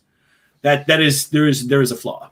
That is definitely a danger. I would just say, I'm not a lawyer, but if there's a statute on the books that defines material support for terrorism as just like political speech that could be construed as PR, for the terrorists or whatever, that sounds like an indictment of that law, right? Like that sounds like a very unconstitutional law to me. That's great. You raise money for them? Well, we talked about it. Yeah. Material support should mean like I ship them weapons. Yeah, if you just say you like them, that's just support. We modify with dirty adjectives. We modify support with material to at one time in history specifically designated as meaning support beyond just raising a drink to them, or organizing a meeting. It's like you actually help them in some way. So it's material support. Now any support is just support. Much as gaslighting used to mean telling someone a lie to make them think they're crazy, here it just means I think you're lying, because that's another word that this guy hates. I hate the way that word has that word is important. It's like trauma. These words like have important meanings, and everyone just stretching them constantly just weakens the shit out of it. It is very frustrating. Yeah, it's like, why do you guys keep gaslighting us about the proper interpretation of the Interstate Commerce Clause? Like, I don't know, man. I've never been I've never been a victim of domestic abuse, but I think if I were, I might not like this way of using the word. I really don't think you're doing them any favors by stretching the shit out of that important idea.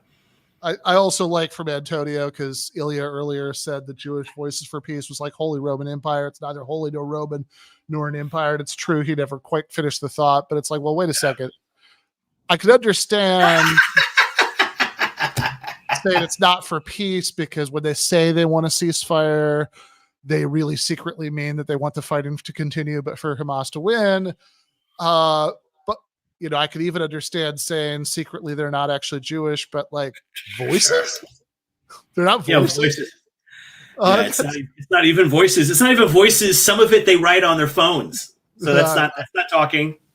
Also, I'm a public intellectual, which is also, just real quick, that's a great thing to throw in. Anytime you're shitting your pants in a debate and clearly losing, remind everyone, I'm a public intellectual. Right. I don't work for the public in a university. I work for 3 billionaires who like an op-ed of mine. They read Wall Street Journal 10 years ago. A public intellectual. That's what that means, right? I mean, public intellectual. It might seem like I just shat my pants in this debate, but I assure you. My I am a big time intellectual shirt is raising a lot of questions already answered by the shirt.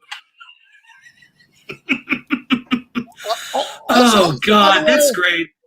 It's so fucking dumb to say Jewish Voices for Peace is not Jewish, because like, one, anybody who's ever encountered any of these people knows that yes, it damn well is. But second, just a general principle, right? Like, I'm going to do tropes here for a second. Like, just a general principle. I don't know, man. I'm pretty sure that in my total experience, the far left, one thing that, the far left's detractors have noted many times over the years is that it does tend to be very disproportionately Jewish. Yeah, that's like the old thing. I can't believe this whole America is left as anti-Semitism problem, and Britain, like UK Labour, are anti-Semites. Take it from us, the Tory party of Britain. Don't look into what we said about should happen to boatloads of Jews in the war, but we are the real friends of the Jews. Just the whole rap used to be you were all a bunch of subversive Jews who, of course, you don't like capitalism because you're already the outsiders of being Jews. That was like the whole Judeo-Bolshevism fucking that's your good classic reactionary rhetoric, right? That like, you're really throwing out a lot of good old patter. I don't know what they're thinking. And it's like, look, the classic reactionary rhetoric is not based on nothing. There is, in fact, there is, in fact, for various historical reasons, lots of leftists are Jewish, obviously, right? Like, they're famous for that shit. They're famous for being a bunch of communist comedy writers. Like, come on. Oh, good God. Yeah, it is great though. So just getting back to where we were here, I will say, like, this was nice too, because Shapiro now is back in, this is, you said he's like, they're all just pointing out he's constantly contradicting himself because he has to take the pro-freedom postures while still insisting that all these pro-Gaza demonstrators, be thrown out of society. He's saying, like, you should only be in trouble as a student if you rise to the level of incitement, or assault, like pushing someone or something like that.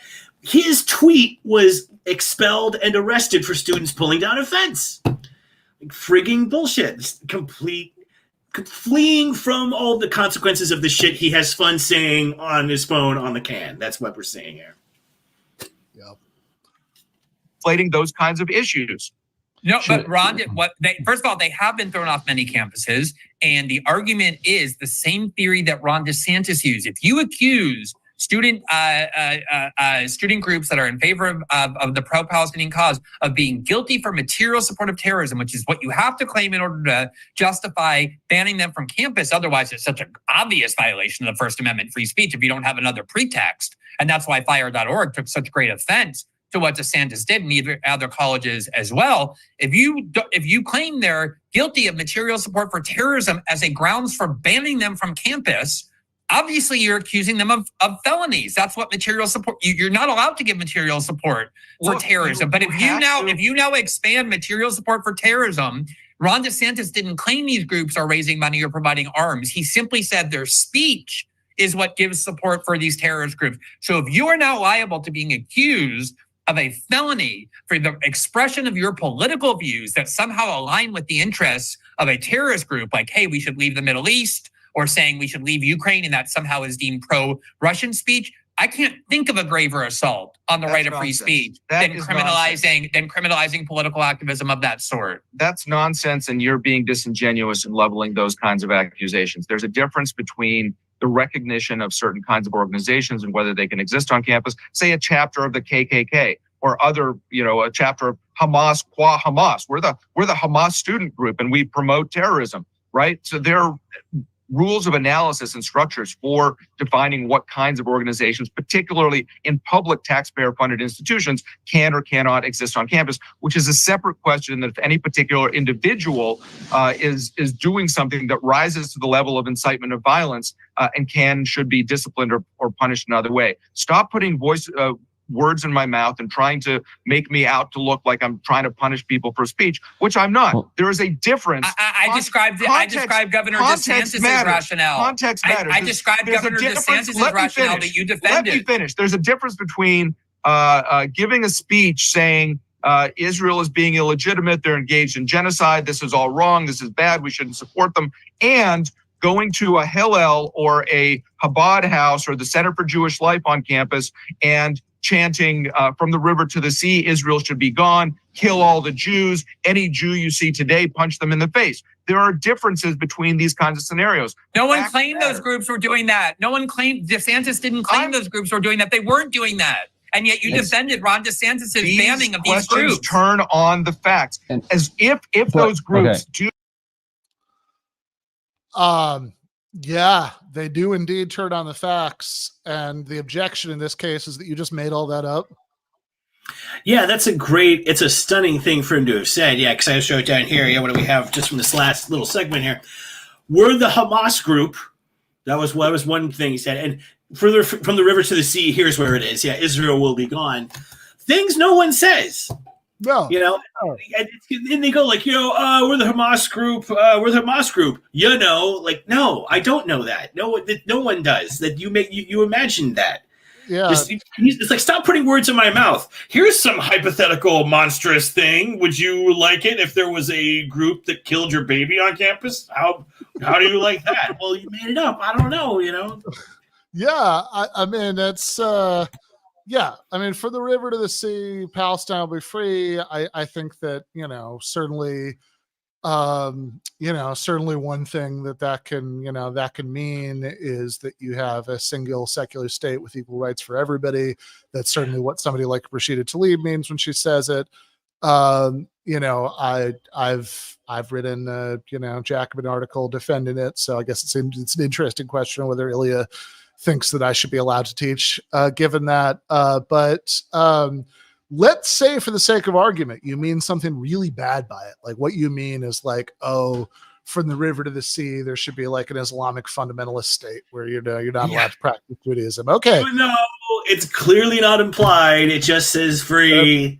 Seems like free is like a thing. Like, you should want it to be free, even if you like Israel. Like, we want them to be free, right? I mean, I don't know. You're working so hard to make this. That would be really bad. But even if that was what people secretly meant by free, then okay, there's a big difference between that and marching down to the Chabad house.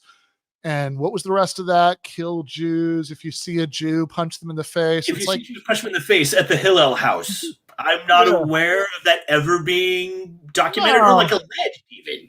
Is there someone in the chat? Tell me, but I've never heard of it. Yeah, if anybody can give us a link to a news story, I'm happy to view it and raise my eyebrows. Because anyway, the point is we can at least say rock bottom point, not representative of these protests that he's calling for. Again, I fell into rest. I am fairly sure that has never happened, because if it had happened, then you really would have heard about it. Yeah. Yeah, I think that would have been like 6 months of media coverage if that had happened. I mean, the amount of coverage for the protest at a synagogue in LA that was strongly insinuating that it was like a synagogue that was protested for being a synagogue. right? That it was like targeted for a pro-Palestinian protest just because it was a synagogue. And then like you read, like you go through like 6 articles about this, and finally you get to one of them that says what the protest was about. It was friggin' like, West Bank land sale, like just a stunning thing to bury in the back of an article. Just unbelievable. Yeah, and yes, right. This was an auction of Indian lands in Oklahoma that you can buy. Sorry. Yeah, right. Unbelievable. Exactly. You know, it's like, yeah. Also, by the way, this is some. I'm going to share some. Like, this is like a real deep cut bit of trivia about Jewish people. People were like talking about it as if people were just like going to the synagogue for services. They're being protested. Sunday is when this was. Deep cut, I know, but not actually when Jewish services take place. To think that they interrupted those poor Jewish families on the way to Sunday, the day of Jewish religious observance, as it is for us Christians. Can you believe that they did that? I'm being told that's Saturday, and everyone fucking knows that. It's like the whole... It's like, given the news cycle we had about that protest, I'm fairly sure if there was the "if you see a Jew, punch them in the face" march to the Hillel, that would have made the news. So it's like, yeah, these questions do in fact turn on matters of fact. You went from the political chant that people actually do to a political chant that you just made up to yes, here's a bunch of stuff that would clearly be illegal, and like it wouldn't be a question about whether to allow it if it happened, but also has absolutely nothing to do with anything that anybody has ever alleged has happened in real life.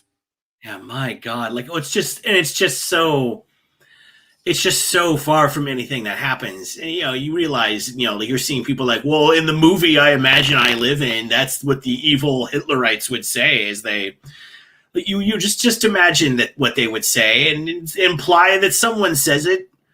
Be confident. You misuse ideas like gaslighting to confuse and irritate people. I don't know. It's a pretty bad performance here. Stop making. Yeah, that was the last thing I said. Stop making me out to be against people's freedom of speech. But I am saying people should be expelled and arrested for things I made up that they said. Yeah. It's not misleading. I'm in favor of banning political groups from campus because I don't like the content of their speech, and I think that like people should be expelled from university for pushing over a fence. And a flower bed was trampled. I feel like you're forgetting the petunias, Ben. Yeah. Fair enough. In investigations by whether DeSantis's lawyers or Miari's or anybody else, if, again, these are factual investigations, these aren't sham investigations, if the dots are connected such that the standard for material support of terror is established, then yes, they should be kicked off. So, Ilya, you're supportive of a criminal investigation into Jewish Voice for Peace based on suspicion raised by their speech. And so let's turn it around. What if a pro-Palestine attorney general somewhere in the United States said that, you know what? I've discovered some genocidal language from some AIPAC donors. I've also discovered that some donors to AIPAC also give to violent settlers that the United States has even sanctioned recently. So I'm launching a criminal probe into AIPAC. Would you say, hey, look, this is a fact-based investigation. This is not an infringement on AIPAC's right to free expression whatsoever. Let's just see what the investigation finds. Look, attorneys general need to meet certain standards to be able to launch investigations. And I'm not sure if it's a criminal investigation. To kick an organization off campus, I think that's a civil investigation. You're not necessarily charging anyone. But regardless, to launch an investigation, if you have probable cause to do so, whatever the standard is in under state law, go ahead and do so. I don't think something like that is going to pass the smell test. It would seem politically odd. But if an attorney general wants to stick his neck out and claim something like that. Well, I mean, you're right that it won't happen. That's not the point. It's clear it would never happen. Yes. So one thing I wanted to get at here, it seems like one of the central disagreements is even over definitions, and that's one of the central disagreements in American politics, period. So Ilya mentioned from the river to the sea is a huge point of disagreement. And with the time we have left, Glenn mentioned earlier the Antisemitism Awareness Act, which a bunch of Republicans supported in Congress, some dissented from it. I'm super curious to get your take on it, Ilya. But I also want to ask, when we're talking about what material support for terrorism is, what we're talking about when we're talking about how to define violent language or language that goes against student code of conduct towards bigotry. We have, and Ilya, you've seen how that's been wielded against conservative students, how that's been wielded against sort of dissenters from wokeism. So even just having, and Glenn's point about this, protecting, sort of free speech maximalism is so that we have humility about when those definitions are right, when those definitions are wrong, and how we can kind of come to a place of consensus on this. So using the definition in the Antisemitism Awareness Act, a lot of Republicans, I think it's like 20 in the House, not nearly as much as it should be, flagged that and said, listen, this definition is wildly broad. It's way too broad, such as it would implicate even potentially Christians. The New Testament, I think, is one thing that Tucker Carlson argued in this case. So, Ilya, is the Anti-Semitism Awareness Act, is Republican support for the Anti-Semitism Awareness Act hypocritical? Is the definition of anti-Semitism in that bill too broad? I don't think so. Here's why. On the terms of the AAA, the Anti-Semitism Awareness Act, it does not expand the authority of the Secretary of Education. It doesn't change the standards of the Department of Education, the Office of Civil Rights, to investigate claims of harassment or other actionable discrimination. And it does not change, diminish, infringe on the rights protected under any other provisions of law. That is, all the AAA does is to define anti-Semitism for purposes of Title VI of the Civil Rights Act, which already has for a long time prohibited discrimination actions, not speech, based on race, color, national origin, which the Department of Education of both parties have long understood to include ancestry and ethnicity. So for a long time, we haven't had a definition of anti-Semitism or what kinds of actions might be discriminatory for being anti-Semitic. Again, actions, not speech. And the AAA doesn't create any new investigative authorities. It doesn't expand powers, all of that. So there's no hypocrisy here. It adopts the kind of gold standard definition of the International Holocaust Remembrance Alliance, and the only that has adherence from scholars across the ideological spectrum. That is against negative perceptions of Jews, just like for purposes of racism, we have negative perceptions of people of different races and what have you. So the AAA, this is a common myth that it's somehow going after anyone who speaks out against Jews or criticizes the government of Israel, or even, as you said, Tucker Carlson's absurd claim that teaching the New Testament somehow now violates the law. That's completely wrong. What it does is define anti-Semitism for purposes of Title VI, which already makes taking actions based on anti-Semitism illegal. I'm sorry. Can I please interject there? Because I just cannot abide that claim, which is so wildly misleading about what this law does. Anti-Semitism and racism. You know all about misleading claims, Glenn. Okay, very good argument. I'm about to actually give you a substantive explanation as to why you're being misleading, not just call you that. The reason this law is so controversial, it got 70 no votes among Democrats, 21 no votes among House Republicans, is because anti-Semitism was already part of anti-discrimination law. What it did was it wildly expanded the definition, which came from Israel, that began pressuring the West to adopt this massively expansive view. It incorporated certain examples. So let me give you the examples of what is now deemed illegal anti-discrimination for anti-discrimination laws, or anti-Semitism for anti-discrimination laws in places like educational institutions. You cannot say that the crimes of the Israeli government in war has similarities to what the Nazis did. You're allowed to say that's about the United States. You can say what the United States did in Iraq is similar to what the Nazis. You just can't say it about Israel.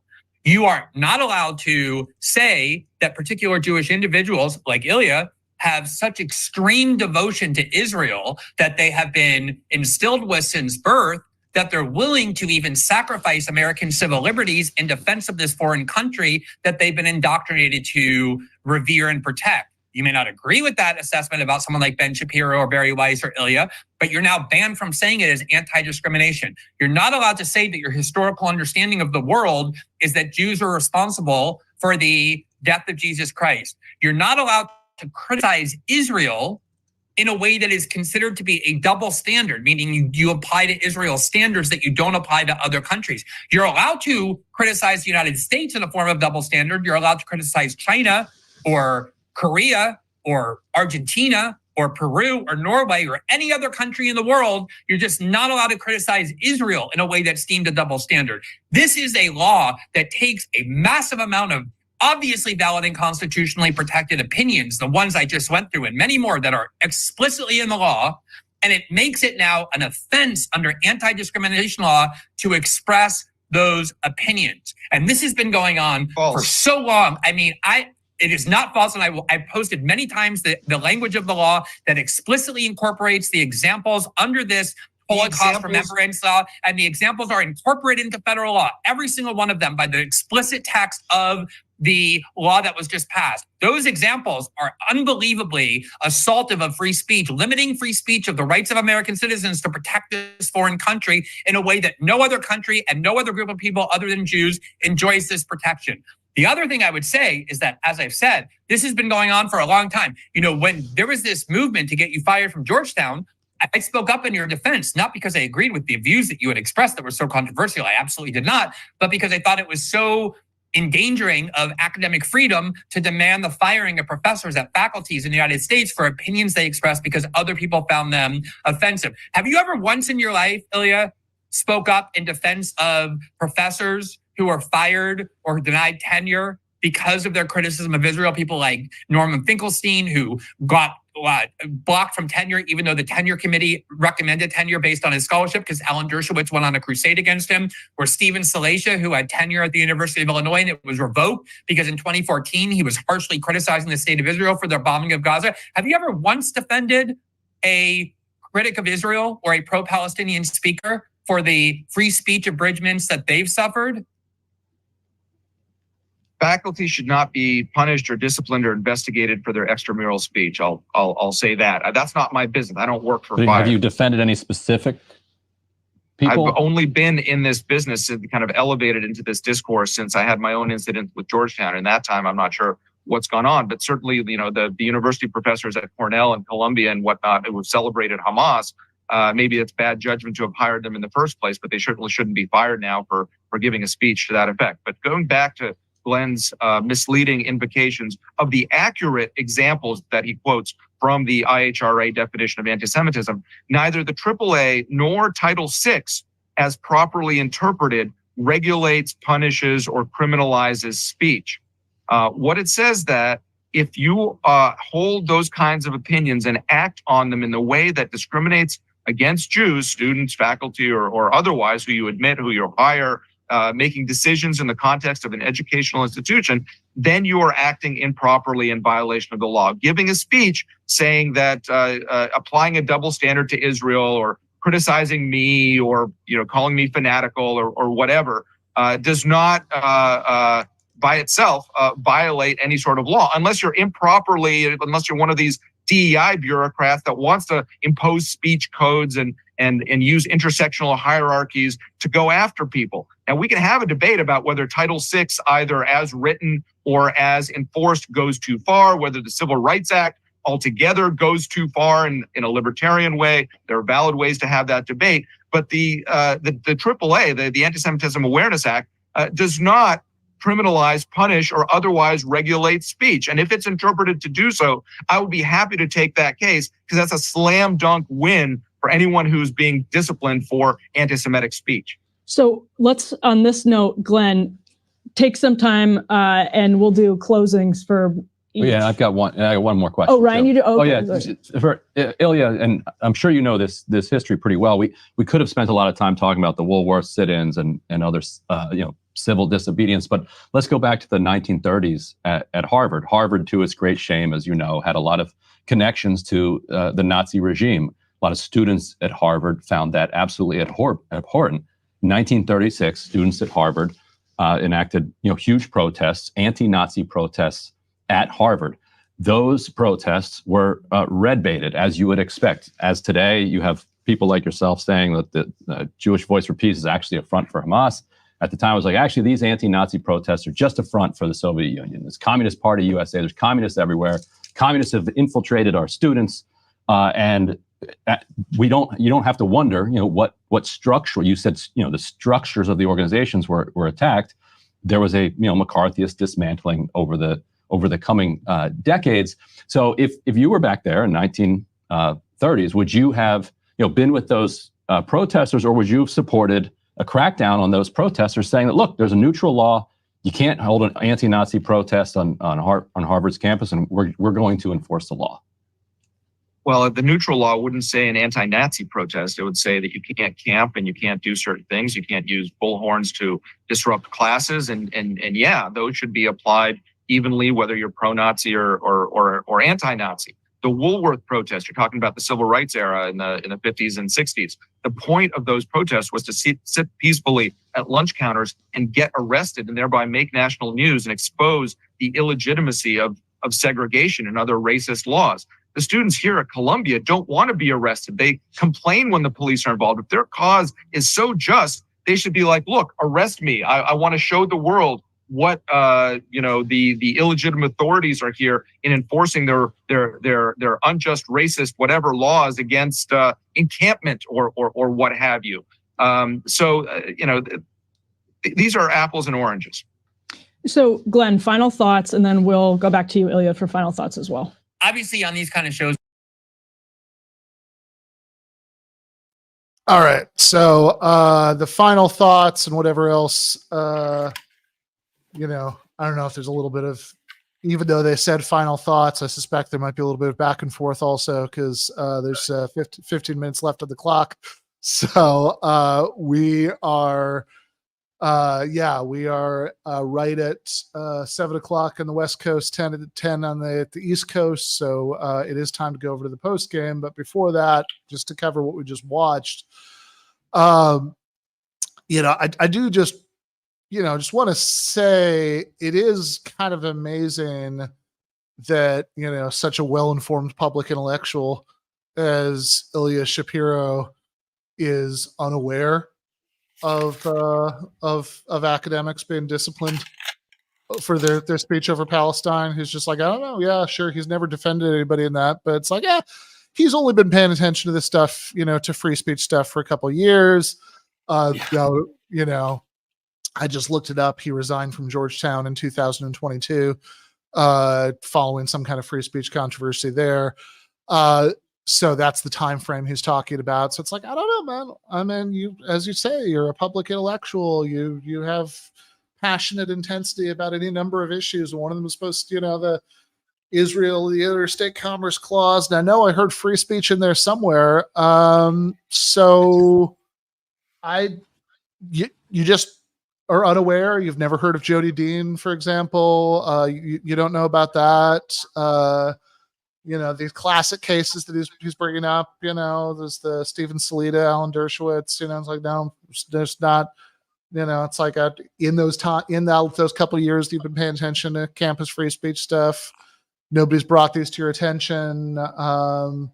You're just, this is none of the many, many incidents of people being dubiously disciplined over Palestine speech. It's like, look, if you heard about this, you would of course speak out against it, but you're just not aware.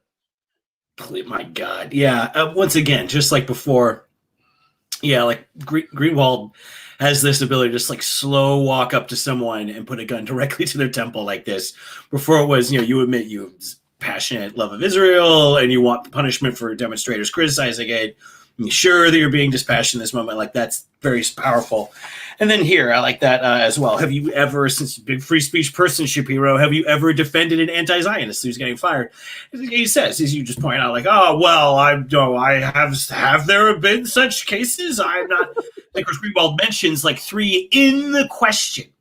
Yeah. And I just feel like I want to follow up to be like, is there a text thread or forum thread that you participate in with some of your right-wing public intellectual friends?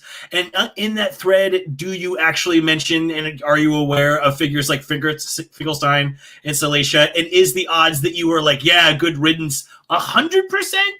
Or is it slightly less than 100%? I'm sure you're aware of these cases, and I'm sure you high-five with Sheldon Adelson's disembodied poltergeist every time. Exactly. It's so silly. And the idea, I mean, you know, the Antisemitism Awareness Act, you know, maybe we can talk about this more in the post game, but it's so egregious in every way. Like, and it really, even if, like, look, obviously, I have views on the underlying issues about, you know, Palestinians and all of that. You know, I think I've been pretty clear on that. You know, I think that, you know, Israel's an apartheid state, and, you know, they're committing ethnic cleansing, you know, at the very least in Gaza right now. But, like, even if for the sake of argument, all that was wrong, right? Like, let's just, you know, enter into a fantasy world where, you know, this is a genuinely inoffensive democracy that, you know, is you know, being criticized in all sorts of unfair ways. Okay. Is it then anti-Semitism to say, you know, to like say that other stuff I just said? Like even if it was wrong, right? Like if you're applying double standards, I mean, my God, people spend so much time in political debates arguing about what's consistent and what counts as double standard and how different hypotheticals and all this stuff. It's like that it's anti-Semitic if you have a double standard. I mean, that's can I just be wrongly criticizing this country? Like, it has to come from my just undying hatred of the people there. Like, usually people criticize countries wrongly all the time, and usually you're like, well, you're wrong, you're dumb, you have bad politics. It's very interesting. The only conceivable grounds you have for criticizing the policies of a government is that you hate these people. Interesting, too, if you look at our criticisms, it's all like, you violated this law, you committed this atrocity, you started this war. It's never like, well, because you're evil Jews, you have an evil country, case closed. Like, it's always based on specific shit. Isn't that interesting? It's like, couldn't it possibly be based on anything else? Yeah. That's right. Like, I don't know. I mean, I think probably if you look at, I don't know, the way that conservatives talk about Venezuela, you can probably find, you know, no probably about it, actually, right? You know, you can find several countries that are objectively much more authoritarian than Venezuela that, you know, that get less criticism than from the right, right? Like, that's clearly true, right? Like, I mean, it's like, even if you think they stole the last election or whatever, they do have elections.